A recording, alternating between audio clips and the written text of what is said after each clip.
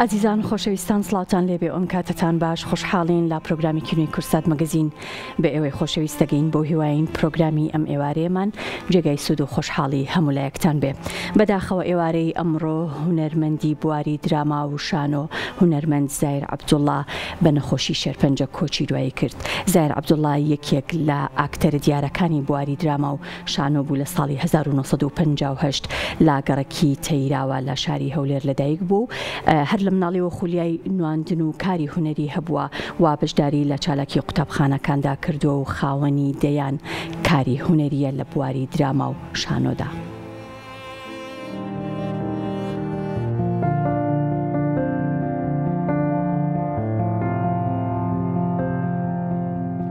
ئەمڕۆ هونەرمەندی بواری شانۆ و دراما زایر عەبدوڵڵا بە نەخۆشی شێرپەنجە لە تەمەنی 66 ساڵیدا کۆچی دوایی کرد. ئەمڕۆ شەممە 23 یانزەی 2024 هونەرمەند زایر عەبدوڵڵا بە نەخۆشی شێرپەنجە لە نەخۆشخانەی ڕزگاری لە شاری هەولێر کۆچی دوایی کرد. مامۆستا زاهیر نزیکەی 50 ساڵ خزمەتی هونەری کوردی کرد. ئەو یەکێک بوو لەو کەسانەی هەموو کات بە هەڵوێست و کورتپەروەر بووە و ڕۆڵی لە پێکەوە ژیاندا هەبووە. هونەرمەند زایر عەبدوڵڵا جاری یەکەم لە ساڵی 2020 تووشی شێرپەنجەی قۆڵۆن بوو، بەڵام بە تەواوی تێیپەڕاند و ئەم ساڵ جارێکی دیکە تووشی نەخۆشیەکە بووە و گرەیەک لەسەریدا دروست بوو. زایر عەبدوڵڵا خدر لە ساڵی 1958 لە گەڕەکی تەیراوای شاری هەولێر لەدایک بووە. لە ساڵی 1972 بۆ یەکەمین جار بەشداری لە شانۆگەریەکدا کردووە بە ناوی ئەنجامی پۆلپەرستی، دواتر بەشداری دەیان شانۆگەری دراما و فیلمی سینەمایی کردووە. جگە لە کاری هونەری لە ناوەڕاستی هەفتاکانەوە دەستی بە چیرۆک نووسین کردووە و کۆمەڵە چیرۆکێکی بە ناوی خەرەند بڵاو کردوێتەوە.